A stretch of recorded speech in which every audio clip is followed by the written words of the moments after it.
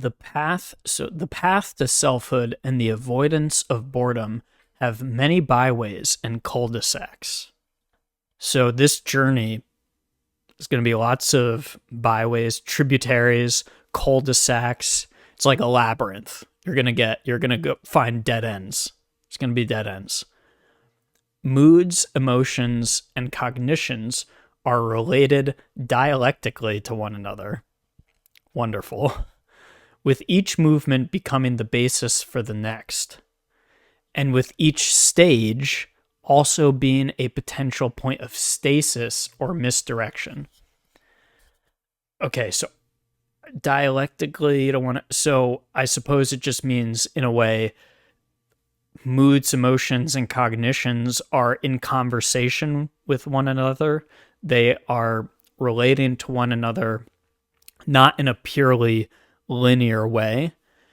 And so that means that you're at risk if you're hitting one stage to get into a cul-de-sac at that stage and being stuck there for a period of time, being prone to stasis. You're stuck at that stage for a period of time. Demonic boredom is one such point. You're stuck in the dark night of the soul. Attained when it's attained when the reflective aesthete has failed to use irony, melancholy, poetic imagination, and despair to achieve escape velocity from self-absorption. That is so on the nose. That is it. Right? It's here's all these tools. My mind has all of these tools at its disposal. Tools, powerful tools that are born from my own self-awareness. Irony, and then melancholy, poeticizing, poetic imagination, that intensification of the imagination, that was one of the things for distraction, and despair. But all of these tools, these mental cognitive tools that I have at my disposal, you're throwing it at the wall to see what sticks. None of them are enough. They are not sufficient to achieve escape velocity, to just, get out of my self-absorption. I mean, in a way, how could they be? They're all so self-referential. They're all so caught in the self. But I think that this just so wonderfully gets at what's relevant. Demonic boredom is one of these cul-de-sacs. It's one of these dead ends. It's one of these stages you get stuck on. And that happens when you've got all these mental tools born from a self-awareness. Didn't they say it's sort of like demonic boredom is when that self-awareness, it's like it has the ability for freedom and self-determination, but you're using that power of freedom and self-determination just to be caught in this, you're only using it for your own care, your own concern. And all of these things, they're not enough to achieve escape velocity. And that's what you want, right? You want to get out of this situation. You want to get out of this cul-de-sac. You want, if it's escape velocity, it's like you're Harry Potter in the Goblet of Fire. It's the third task of the Triwizard Tournament. Bear with me. Stay with me. You're in the labyrinth that's taken over the Quidditch pitch, and you want to rise from that labyrinth so that you can look and see the Goblet of Fire. Okay, the Goblet of Fire the cup, the Triwizard Cup. Anyway, you get my point. It's like you're in this cul-de-sac and you want You want to ascend from that cul-de-sac, achieve escape velocity, because all that labyrinth is your mind. That labyrinth is your own bullshit. It's narcissism. It's your own narcissism. Get me out of that by any means necessary, really. Instead, the demonic individual mistakes self-enclosure for inwardness. Mistakes self-enclosure, being in that labyrinth, for inwardness. Oh, I am actually becoming better attuned with myself in like a inwardness would be like a spiritually something to be proud of. It would be a good quality, inwardness. You're mistaking self-enclosure, being caught in the labyrinth, for some kind of spiritual attribute that's good, and defiantly locks out heterogeneity. You're defiantly locking out any possibility of opening yourself to the absolute other, which is the definition of heterogeneous. It's not me. It's different than me. It's outside of myself. Another human being is a spark of divinity. There is another subjectivity. There's another, bear with me, Cartesian theater, as Dennett would call it, phenomenal consciousness. There's another awareness within another human being that I should take interest in that other for their own sake, rather than being caught in my labyrinth of the interest in. Because interest in those others through my openness to an absolute other that is definitionally not me, that is the definition of heterogeneous. That's where true diversity, deep diversity is going to come from. Instead, the demonic individual mistakes self-enclosure for inwardness and defiantly locks out heterogeneity. Defiantly, too. So you're sort of aware you're in this situation. You're angry at the fact that all of a sudden there's another task. There is a vertical that you weren't, you didn't want to deal with a vertical.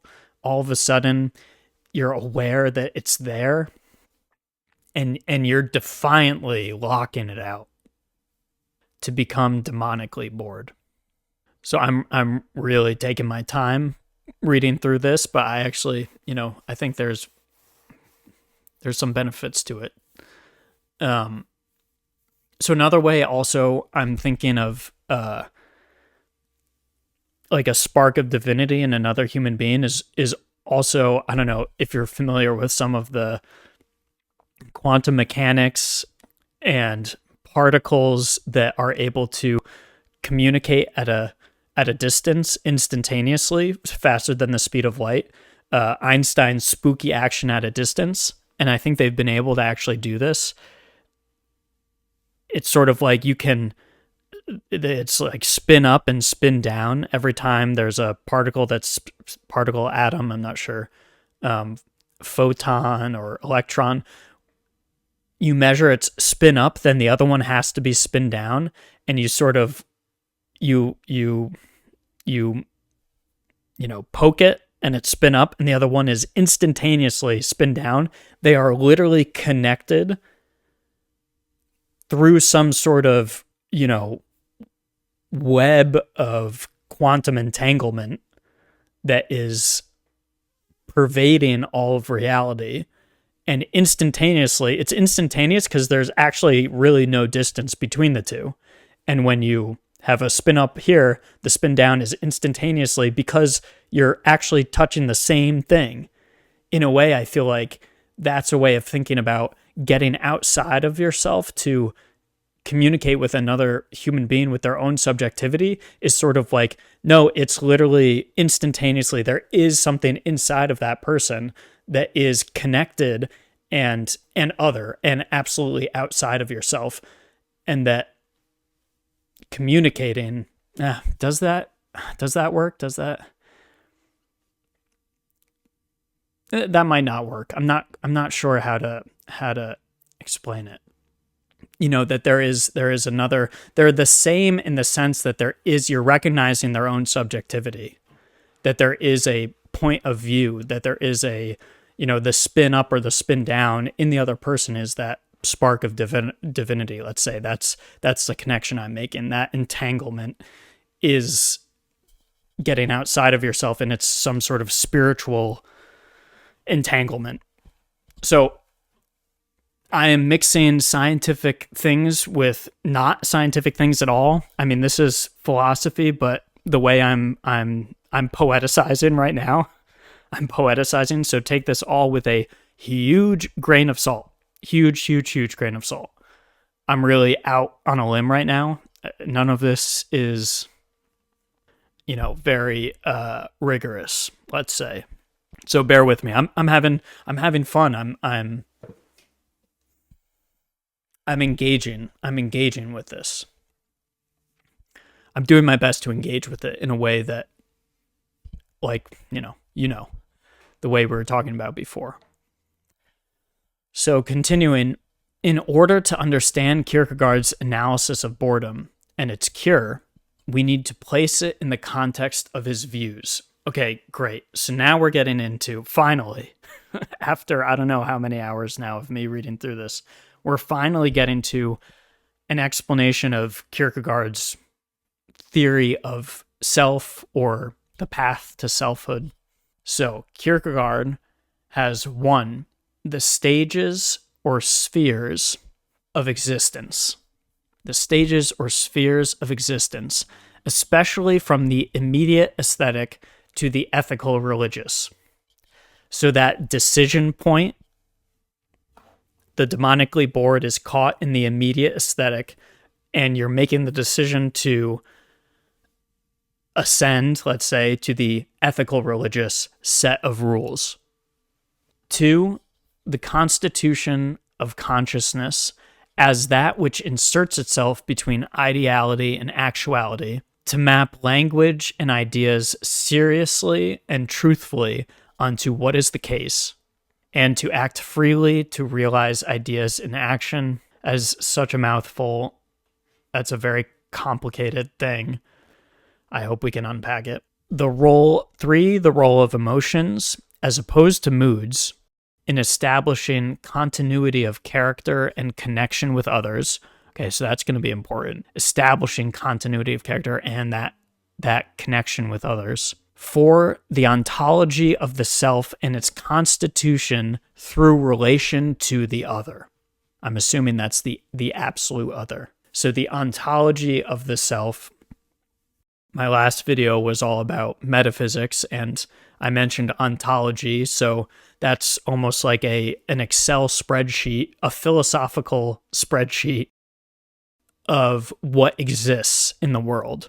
So if you're going to put forward a theory, Kierkegaard is putting forward his theory of what's going on here, what exists and what doesn't. You need an ontology. So this is a list of what exists and what doesn't of the self, and its constitution, so its shape, perhaps, through relation to the other. And 5, the relationship between time, eternity, and human temporality. Okay, so time, we're going to be talking about there. 6, contemporaneity and the fullness of time in the moment of divine atonement when eternity intersects time. Skipping that. I have no idea what that means. These views apply both to Kierkegaard's analysis of the task confronting individuals in their quest for existential purpose. I'm going to run with this analogy. Drop in a pin outside of your mind. Maybe dropping a pin above you, opening to that possibility, which has the power to banish boredom. So that's important. And to his analysis of the social malaise of his era. So remember, it's a societal thing too. It's our technology and our media and our moment in history that is contributing to the spread of demonic boredom. So we have to address the social malaise of his era and our era, I would argue, which produces individuals prone to boredom. So it's literally producing individuals prone to this demonic boredom, or maybe even not, both forms of boredom. So existential fears is next. So that was a lot. That took a while, but it was fun. I hope you enjoyed it. I hope everyone is doing well. I'm giving this a shot. I'm going to share it. I am going to share it because I want to be taking that risk, facing the fear, taking the risk, putting it out there in case it can actually make a difference for another human being, upspin, downspin, perhaps, to actually effectuate something. And again, putting it out there is putting it outside of my mind, putting it outside of the labyrinth of demonic boredom. So thank you for listening. Talk soon. See ya.